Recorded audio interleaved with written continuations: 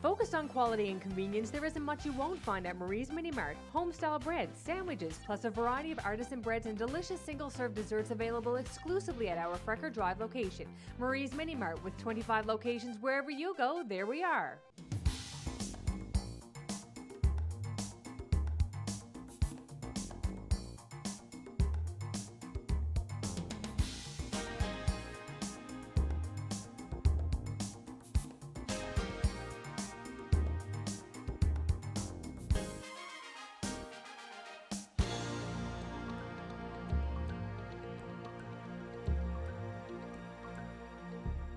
Welcome to Sharing Our Cultures. This is the place where you get to meet amazing individuals from around the world who are making significant contributions to the social, cultural, and economic development of Newfoundland and Labrador. Joining me today is Dr. Jing Xia, and she is a musician, a teacher, and a scholar. And she'll tell you all about herself and her ancient Chinese musical instrument that she plays.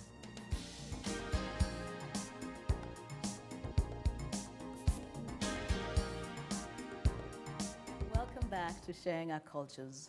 Joining me now in conversation is Jing Xia, and she just completed her doctoral program in ethnomusicology. Hello, Jing. Hi, Lloydetta. It's so great to have you here today to be with us.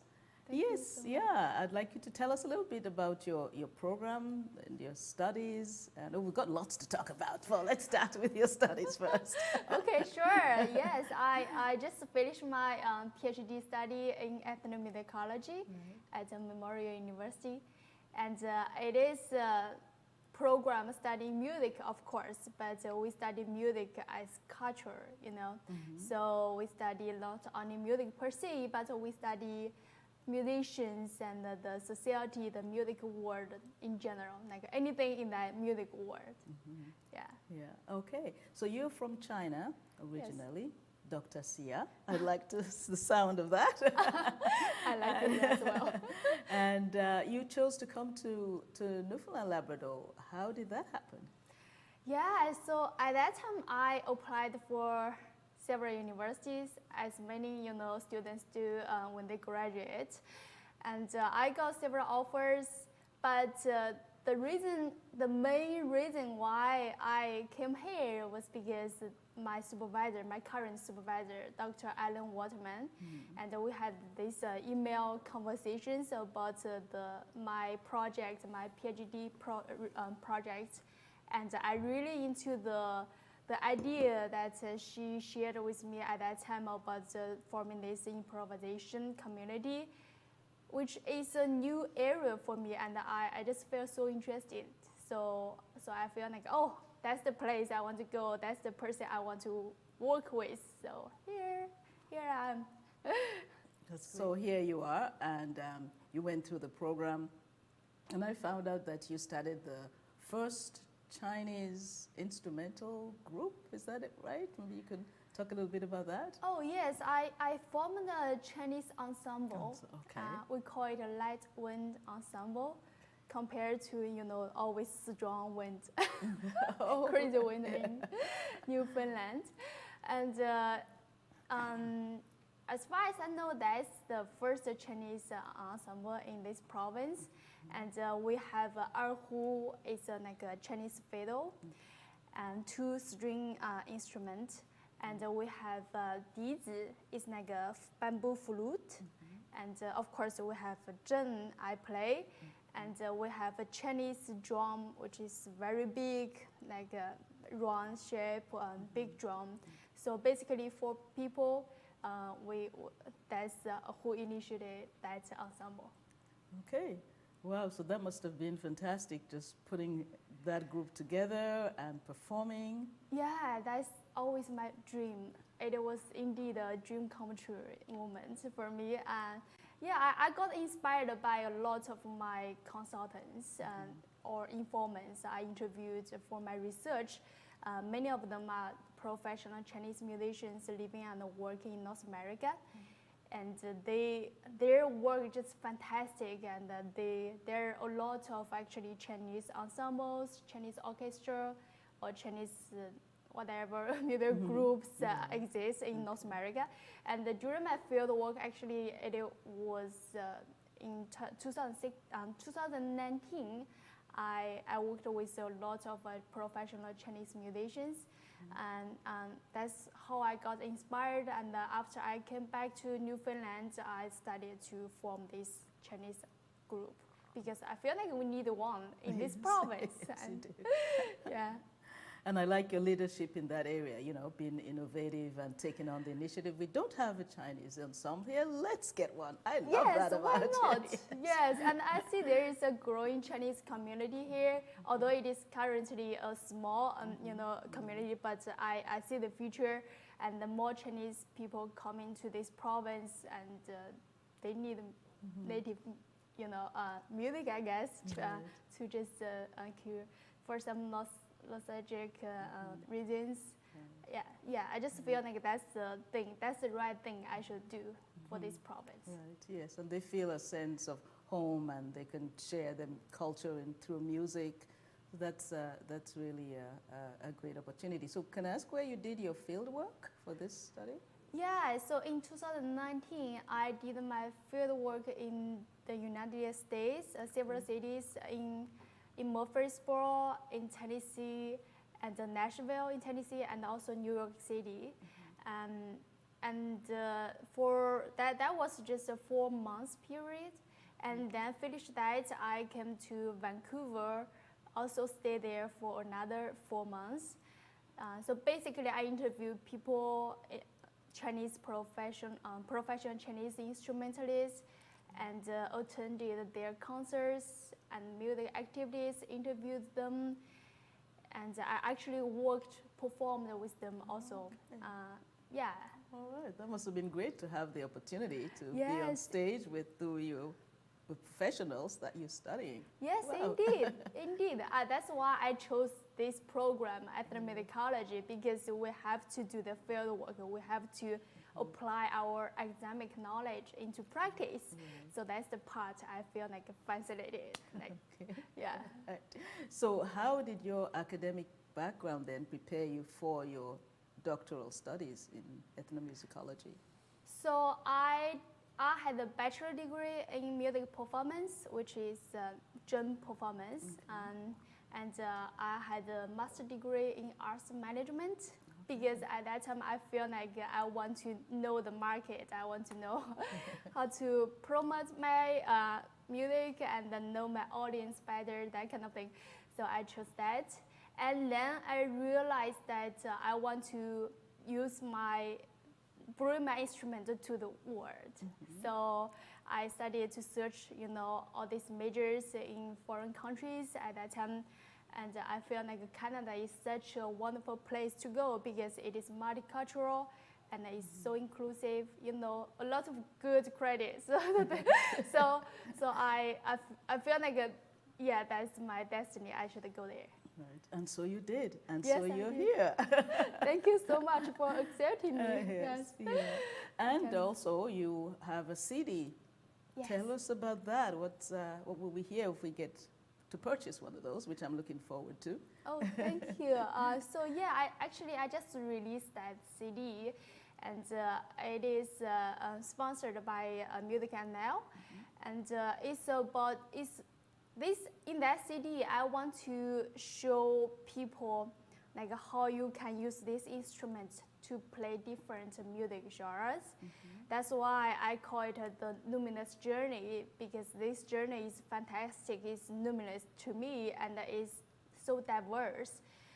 Each song represents a music genre, so you can hear traditional piece and the contemporary compositions and the concerto, and even one improv I did with Teresa and Jack. So Teresa is a singer, and Jack played this electronic music, and we created one big improv music, including my traditional, Chinese instruments.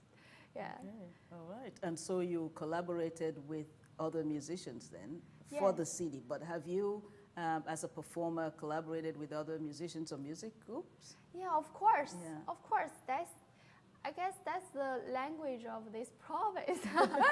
I have learned that, and so there are many musicians from different cultural backgrounds, and since everybody is so open, so inclusive, they open to any ideas, and when every time I meet a new musician, we just grab our instrument and start to play, and new ideas just come out, and we just do something together and perform together. Yeah, I just enjoy the atmosphere here, Everybody's just like, oh, get together, why not? Yeah. That's one thing about this province, is that so many people who are musicians just love to get together, get the instruments out, and spend time. So it's great that you sort of integrated into the province through that, through music. Yeah, I feel like this province has given me so many choices, so many opportunities to do this intercultural collaborations, and I feel like my music path just altered, after I came here, which is fantastic, because my music is now so diverse. It's much more. It's not just so-called Chinese, music. Even though I play a Chinese instrument, my music language is just so much more. Yeah. Yes, and it's much more richer because you're here, and you've met so many new people who are also musicians, and you've collaborated with the instruments. Yeah, I have learned a lot from all these fantastic musicians in this island. Right. Yeah. Okay, now we're going to take a short break. When we come back, you're going to tell us about your instrument, and then we're going to have an opportunity for you to perform for us. Of course. Okay, Thank you. You're welcome. Sharing Our Cultures will be right back. Don't go away.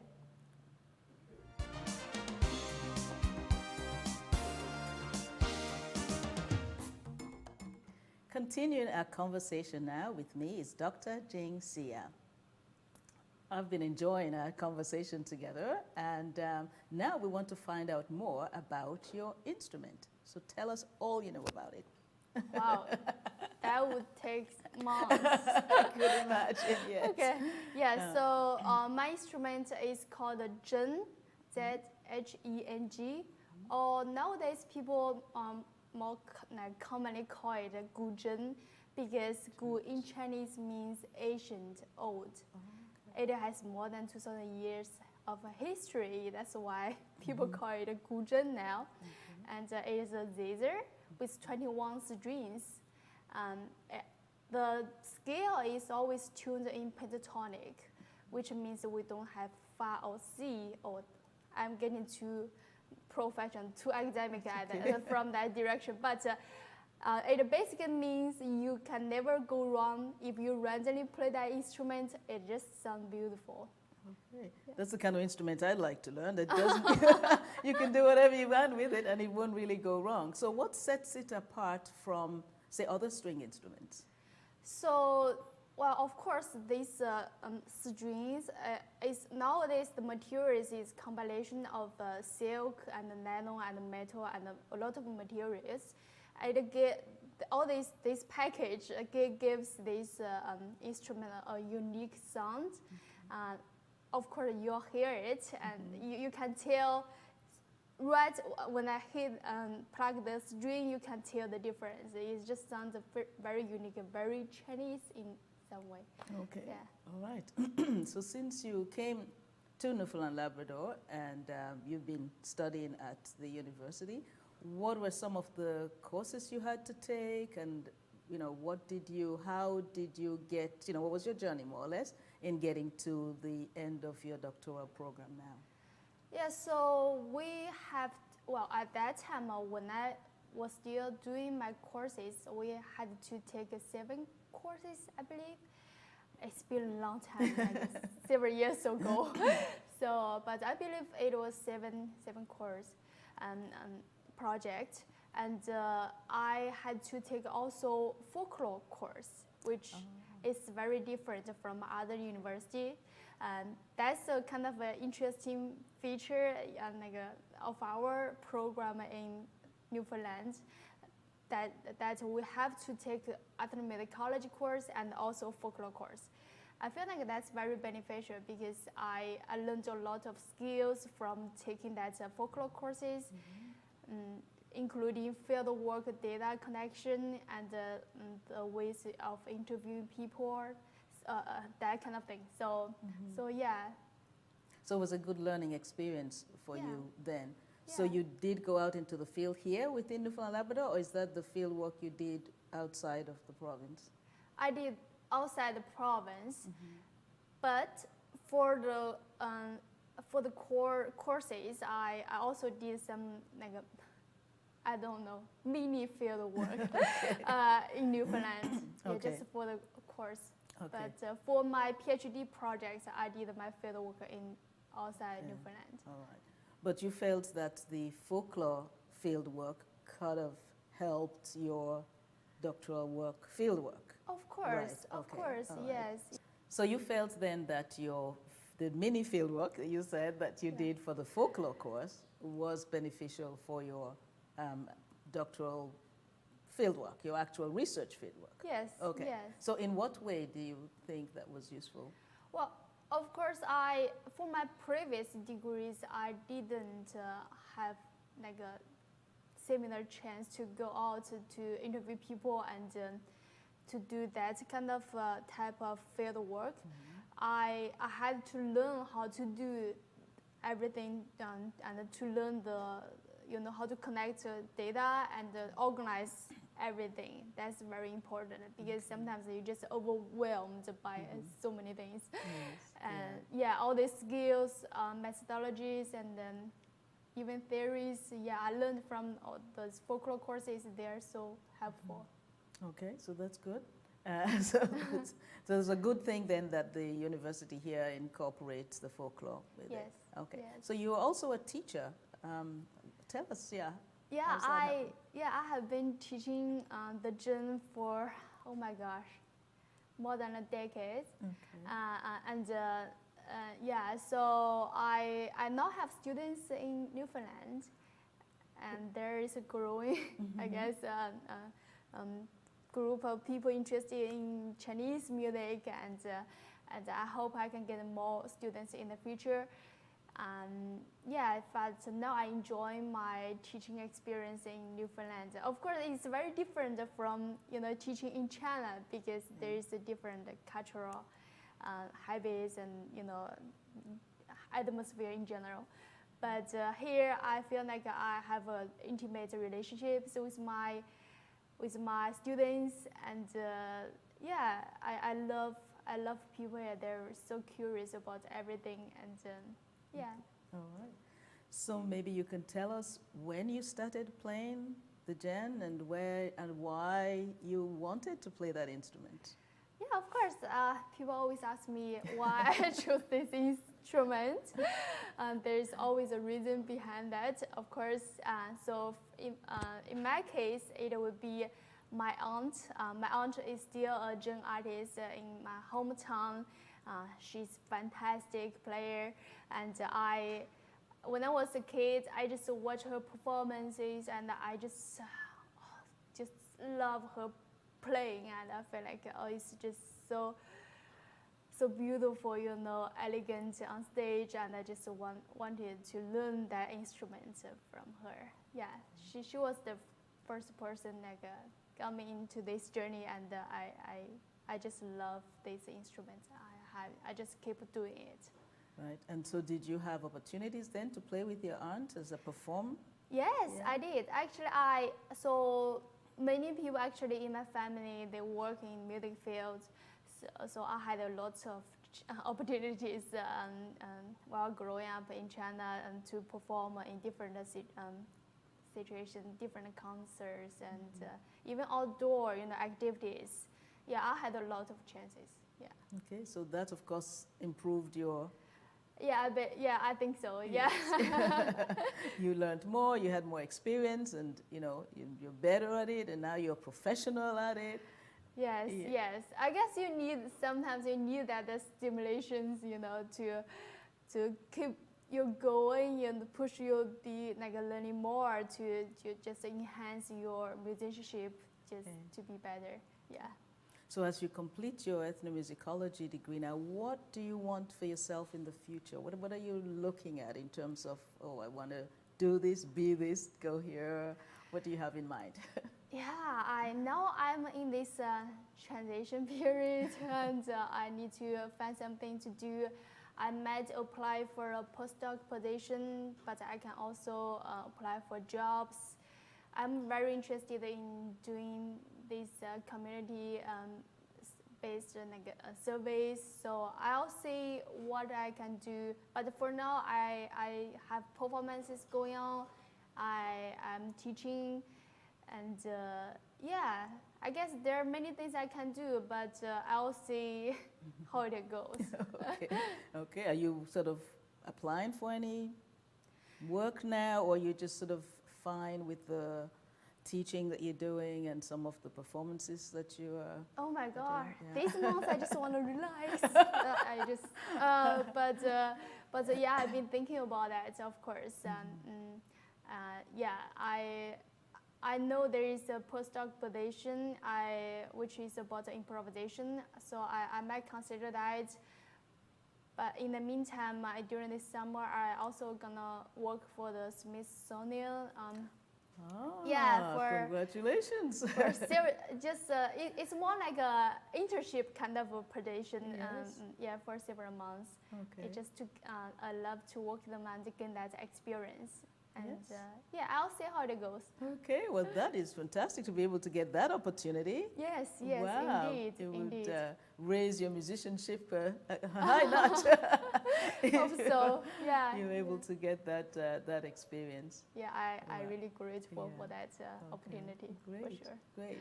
Well, I'm so happy that you've had the opportunity to be, in Canada, in Newfoundland, Labrador, and to be here with us as well. And I really want to wish you well. We'll be looking for you for performances for sure. And if there are any students who'd like to learn, are you taking any more students? Yes, of course. Oh, okay, of course, yes. More the better. More the better.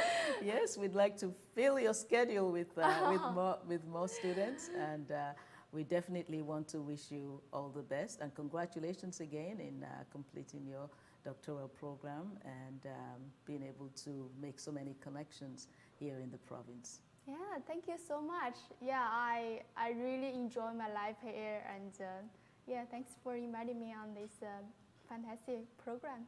Okay, you're very welcome. And Sharing Our Cultures will be back with a performance by Dr. Jing Xia.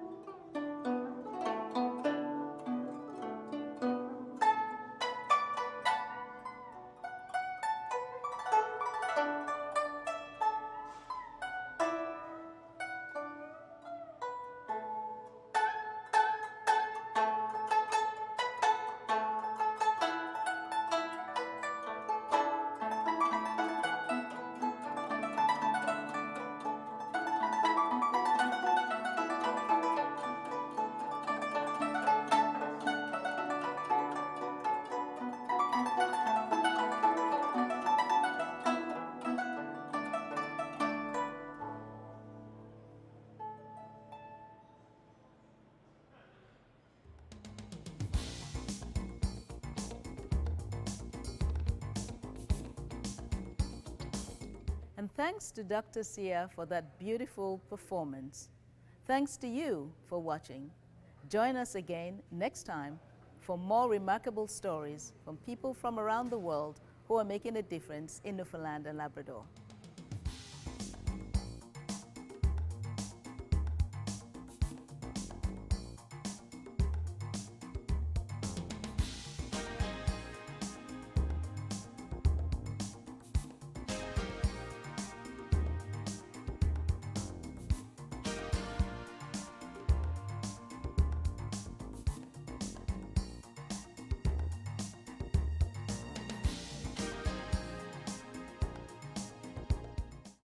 It's rowing that takes us up to the head of the river.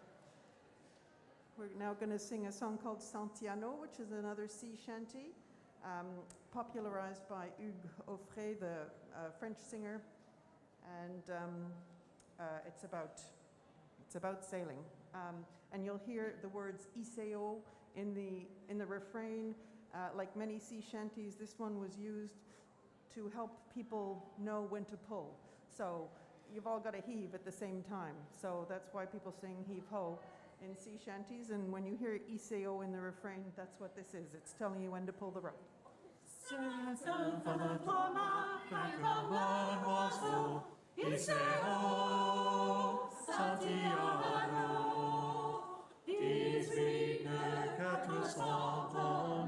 Je suis fier d'y être matelot.